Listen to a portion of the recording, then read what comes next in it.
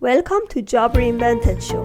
I'm your host, Pantea Kalhor. Episode 5, Clearing the Mind Clutter with Fiona Barr, Certified NLP and Hypnotherapist. Please subscribe to my YouTube channel and get notification for new interviews and pre-order my book Naturally Conceived through Amazon. Get pregnant by unleashing your reproduction power.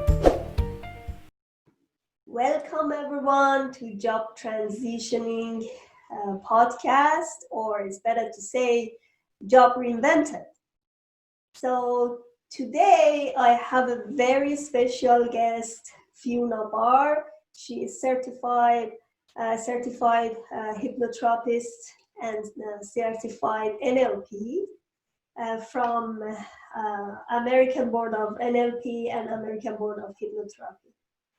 And she's going to talk about her experience, how she changed her job and her field to helping people with PTSD and also helping people with working with them with hypnotherapy. Welcome, Fiona, to our podcast. I'm so happy and excited to have you here. And I just really wish to know about your story and how you end up with what you do right now. Well, thank you for having me. It's an honor to be here. Well, my story, let's see. It all began, it seems like forever ago, but in 2015. I had, it was the year of change is what I call it. It was the year that my mental health kind of took a turn for the worst. My husband of the day had a heart attack and survived. I lost my mother. I lost my little dog. I lost my career. Both of my children had significant health issues. And that's PTSD moved in shortly after all of that. So within 18 months, my life went from this one place where I was working. I had a full-time job. I had a good job with the benefits and good pay and doing the thing that I loved to, oh my God, what do I do now? So it started when I guess it would have to be when my mental health took a turn for the worst. And I mean, I'm no stranger to mental health, and I'm not embarrassed by it, and I talk very freely about it. And I've been diagnosed with clinical depression a few times in my life. And I was working through that with the job because as a social worker, I had a very, very high stress job doing child protection. I did a lot of really hard things, and I saw a lot of tragedy, and I took there was a lot of mental abuse towards me. And I think life just took its toll on me, and I didn't realize what was happening at the time. And it wasn't until my employer said, Fiona, we need to have a meeting because we're doing an investigation into your work. And at that point I was like, oh God, I know what that means. And I counseled enough people to know what that meant and what was coming. So I took my own advice and I went back to my doctor and I said, this is what's happening. I need to wrap my head around it. So my doctor put me on a medical leave. And I went back to therapy, but adjusted my medication, and I did all of those things. And the 6 weeks turned into 6 months. And at the end of 6 months, I needed to make a decision about whether I go back to my job or whether I say goodbye to it and start something new. And at that point, I was much better. But in between that time and the time I had to make that decision was when my husband had a heart attack, my mom died, and my dog died, right? And there was all these things that kept happening. Yeah, exactly. And at that time, I was still in that place where everything was happening to me. Why is all of this stuff happening to me? I wasn't at the point where I could see that I was in very much a place of victimhood because all of these bad things were happening to me. And so, at that 6 month mark, I made a decision that, I can't go back to that job. I'm not strong enough. I'm done. So I went in and I met with some people and I signed a resignation letter. And at the moment I signed it, I was like, oh God, what have I just done? Because I've never been out of work. I have worked since I was 16 years old. And so when I signed it and I had that moment of, oh God, what have I done? And then it was just this relief swept over me. And I was like, all right, now it's time to start something new. But at that point, there was all of these other things happening in my life as well. And I was getting over the loss of my mom, and my husband had recovered from his heart attack. And so I took time to get myself well, to get myself healthy. And I was very fortunate that I was able to do that. And then I got another job. I was ready to go back to work. So I got a job with a foster care agency, again, doing similar work, but for a different company. And at that point, my husband had recovered and he'd gone back to work. And that's when there was a terrible accident at his work. And he was the first one to respond to it. And that's where his diagnosis of PTSD came from, which totally shifted our lives. Totally shifted. And I think we're going to discuss that a little bit later. Yes. So I won't go too much into that. But what happened is that, again, there was another loop, like the universe threw me for a big loop. And it got to a point where I was tired of looking after people. So, that was 2016, and then in 2018, after we had done a lot of things that happened to us. And for your viewers, more information will come later. We'll talk about that later, but we had sold our home and we moved to the smaller house, and I thought life was going to be okay.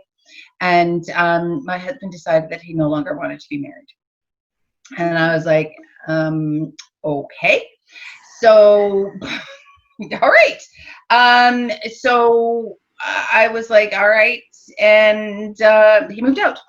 And it was also at that same time I was getting to the point where my mental health was starting to deteriorate again because of all the other stuff that was happening. And I made a decision that I could no longer be a social worker. I could no longer do the work that I was doing because I didn't care. And the people that I was working with, the foster parents, my staff, the children, they needed someone who was there. Mm-hmm. They needed someone that was focused for them and someone that was ready to give them 100%. And I had nothing left to give. I was done. You may need some gap and pause to just restore yourself to see exactly what you're doing. Yeah. Exactly. I had been looking after so many people for so long that I was done. I was just done. So when did you start your hypnotherapist? So that's been a journey in itself. I mean, during all of these challenges and crises that I had, I hired a coach for myself, and I started working on the things that were going on within me. And, like many entrepreneurs, we kind of, we test things out. Is this going to work for me? Is this going to work for me? And I knew that I wanted to coach people, but I hadn't found the thing that I was ready to coach. And at one point I took a break and I said, you know what, I just have to go back to work.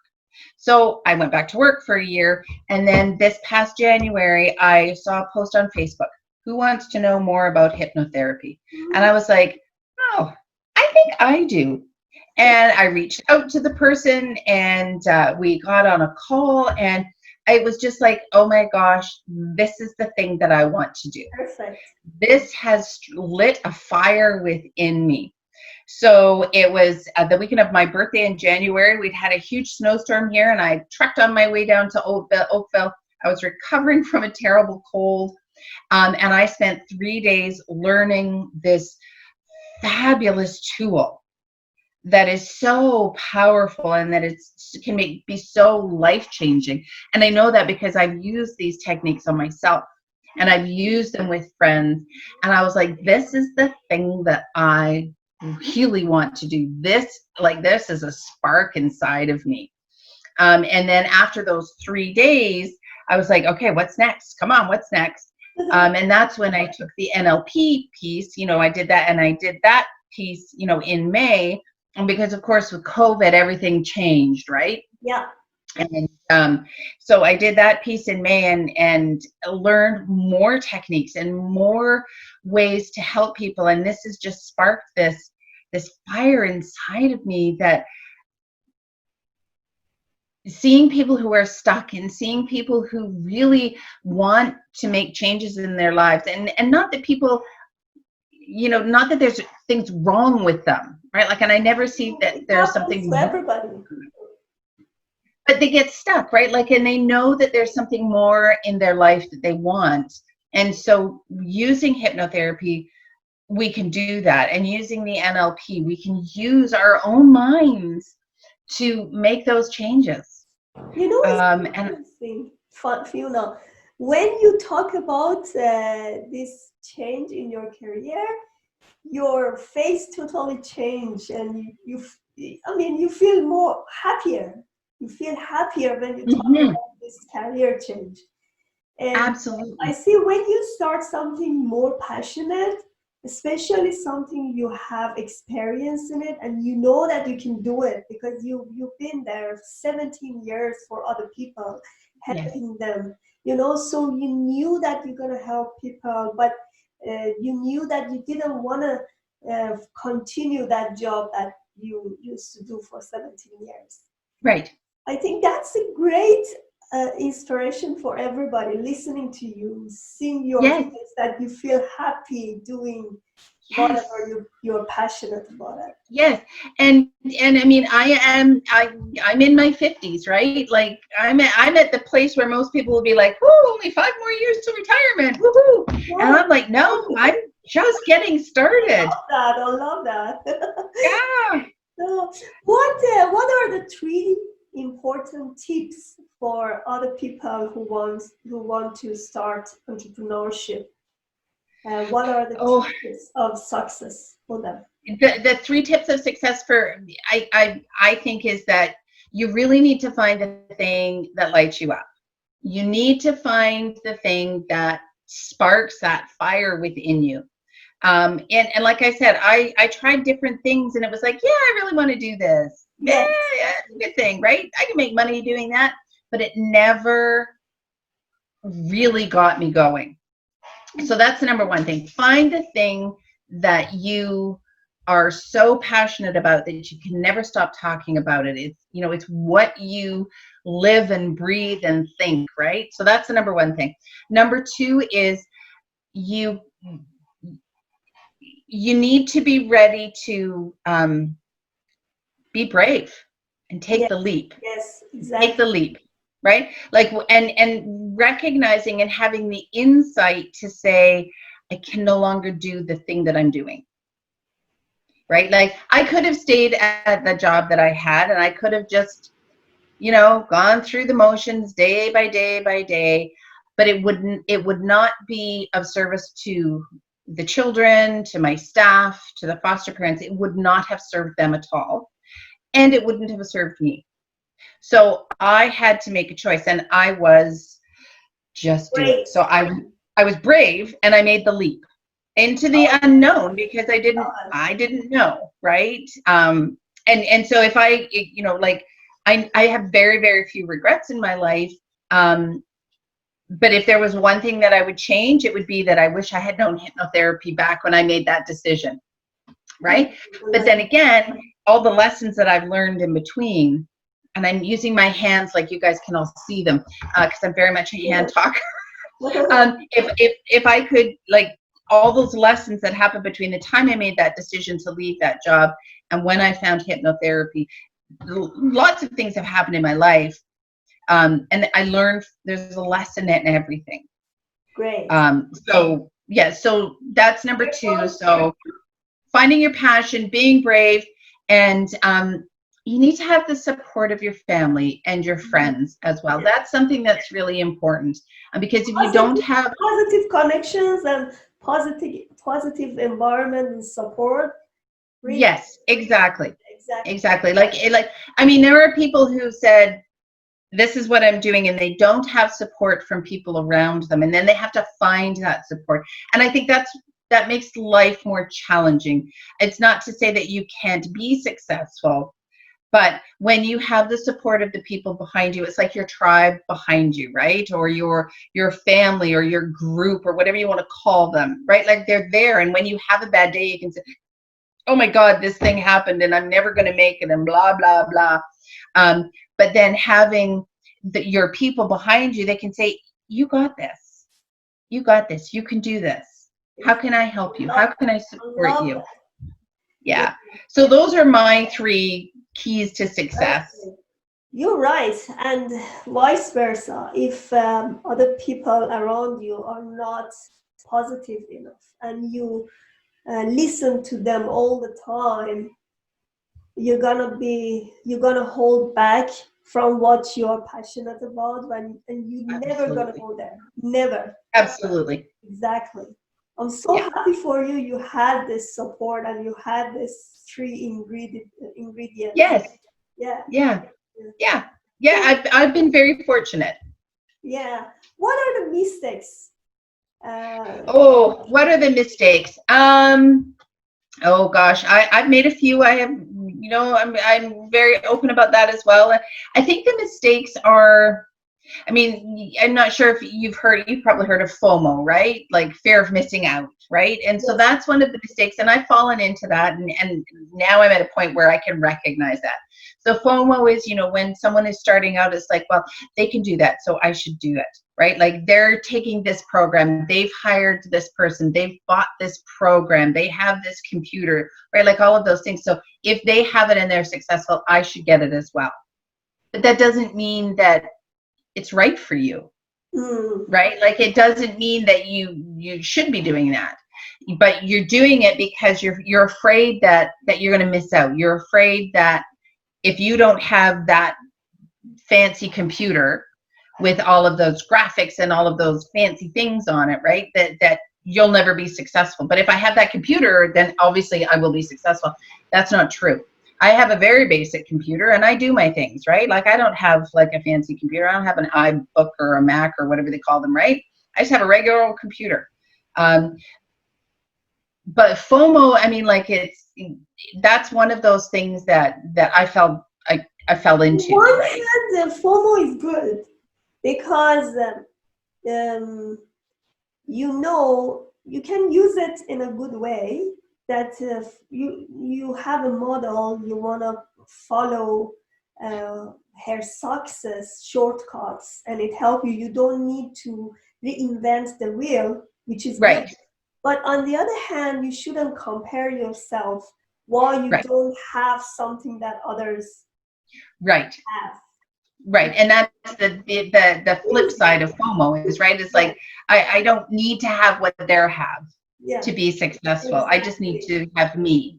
Other mistakes that I've made, I've worked with many coaches, and some were fabulous and some were not, right? Like, so knowing who you're going to work with, and being, I think the biggest mistake was that I wasn't clear on what I wanted to do. I wasn't clear on who I was. I wasn't clear on the things that I needed, the places I needed to be, right? And that wasn't until I found hypnotherapy. I had taken a year off of this entrepreneur world because it's a crazy world. I'd taken a year off because I was tired. I was tired of it. I was tired of it felt like a real uphill battle. And I allowed myself then to take the break, to say, I just need to go back to work. I just need a job. And I did. And then when I had that job and I saw that post, that was the piece that lit me up again, right? Mm-hmm. So I think the mistake would be not knowing what you want to do. Exactly. Because you're going to do, especially right now in this COVID situation, still a lot of people out of work and they try to use something online. So they go everywhere. If Right. you heard about these shiny Right. objects, you go this Yes. way. Oh, one day I'm gonna start e-commerce. One day I'm gonna start this one. Right. You don't have any specific idea of what to do. And Exactly. to me, anything that you're passionate about, you can be successful in it if For you sure. put effort and your passion to it. Right. That's the only thing I mean, if you don't like it, you just go there for the money, you're never gonna be successful there. That's right. Because the money is like earning money doing this is only one piece of it. Right? Exactly. Like I became a coach because I truly want to help people. I love it. I help watching the changes that happen with people, seeing them, overcome their hurdles and breaking through the barriers in their lives because I've helped them. That means more to me than the dollar. Great. Right? A testimony of one of your clients. Well, it was interesting because I had a client. I worked with her a few years ago, and she put a review on my Facebook page, and I was like, "Wow, this is wonderful." And it was beautiful to read, and it was, because I asked, we kind of lost touch, right? Like we follow each other on Facebook, but never really chatted after we worked together, and having her comment that I was able to help her clear her mind, to get some clarity and to give her the support that she needed to make the decisions, because she was stuck. She was stuck in her life, and working with me, she was able to get unstuck. So And now she's having a great life. I love it. So Yeah. you said something about clearing the mind clutter. Is it that was our topic? Yeah, that was our topic. Yeah. Totally forgot. Okay. Exactly. I think that in this day and age, everybody is so busy. Like you mentioned, the shiny object, right? Like, oh, it's over here, it's over here, it's over here, right? Like, and there's so much information coming into our minds that it's almost like it's like that ADHD, right? Like, oh my God, I got to do this, I got to do this, I got to do this, I got to do this, and then we never actually get anything done because there's so much. So I have one hypnosis that I use in particular that really helps people. It helps people clear the mind clutter. Basically, it's about filing things in our unconscious mind, filing things in the file folders that they need to be in for now. And they're there, and when you're ready to access it, you know where you can go to get it. But when we put things away, right, like when you have a cluttered home and a cluttered office, it's really hard to get work done. So imagine that in your mind, right? So when we can organize your mind so that everything, all of the information is there, but we put it away in nice little folders, ready for when you need it. And then you can start working on the things that you want to work at. So it's clearing the clutter and just working on the things you want to work on. I like it. One of my colleagues lost her mother, and she said the first thing I did was collecting myself and try to just finish with the clutters. I try to clean everything, even physically. And then I could see how I felt after. When you lose somebody, or even when you have a big change in your life, this method you said, it really works, because it just even if you see the appearance of what you collect, you can see it and you can receive it by your brain that everything is going to be clear even in your real life. Then it's going to be happening in your brain and your mental health. Right. Exactly. And we just, and like sometimes we just have to put things away for the time being. Exactly. Until we're ready. And especially when it comes to grief, because grief is, when you lose someone you love, whether it's sudden or expected, right? It's still a loss, and we still need the time to To go make through all of the process.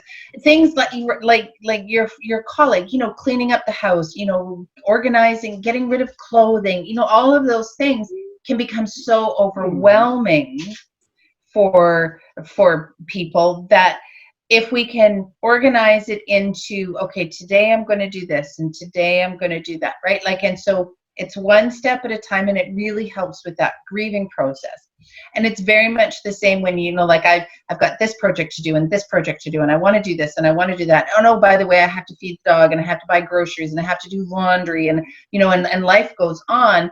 It just it gets to the point where it's like, I can't do anything, so I'm just going to sit on my couch and watch Netflix all day. Right? I can't do anything more. So when we can organize our mind and clear all that clutter and put things where they need to be, then it's like, okay, so today I'm going to do this. I'm going to work on this project. And then when I'm done this, then I'm going to go take the dog for a walk. And then I'm going to go get the groceries, right? So that it's like, okay, I've got this plan in place. Because you have more concentration on what you're doing, and then when you have concentration, then it's easier to finish your job till the end. Exactly. All right, I really love our talk. That was so interesting.